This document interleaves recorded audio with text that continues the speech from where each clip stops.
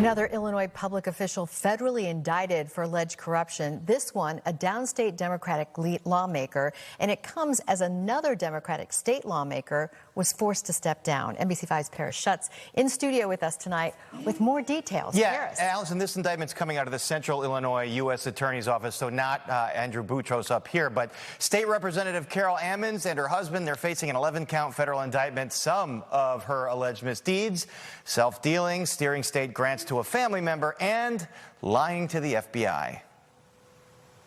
On her website, Ammons identifies herself as a, quote, leading voice for fairer justice system in Illinois. She helped pass legislation like the Safety Act that did away with cash bail. Here she is in 2015 advocating that she and other lawmakers get a cost of living raise. I suggest the Republicans, every last one of you, to give your paychecks back to the state.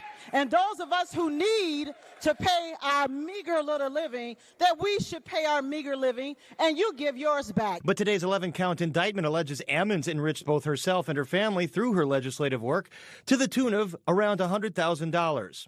In one scheme, prosecutors say Ammons steered $600,000 in state grants to a prison reform group called Hood Vote. Hood Vote employed Ammons' daughter in violation of state conflict of interest rules.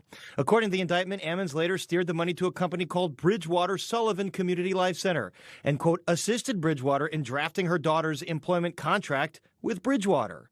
Ammons is also charged with converting campaign cash to personal use, overpaying on contracts out of her campaign with some of that money returned to her as, quote, gifts.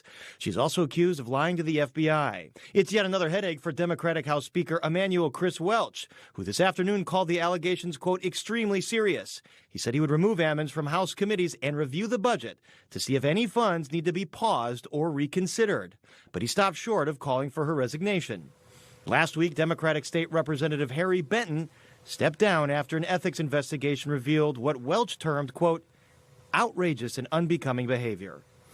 The House Republican leader Tony McComey called on Ammons to resign immediately. She is due to appear in court in Central Illinois July 16th. She is running for re-election, Allison, and she is unopposed in this year's midterm. So you wonder how long Welch will be patient while this case plays out. Will he tell her to resign and step down, and then they'll have to find someone else? And these allegations obviously disturbing to voters out there, I mean, when it comes to corruption in Illinois. Absolutely. This is something that voters have come to be familiar with, unfortunately. Yes, unfortunately. All right. Thanks, Paris, Allison. thanks so much. You got it. Appreciate your reporting.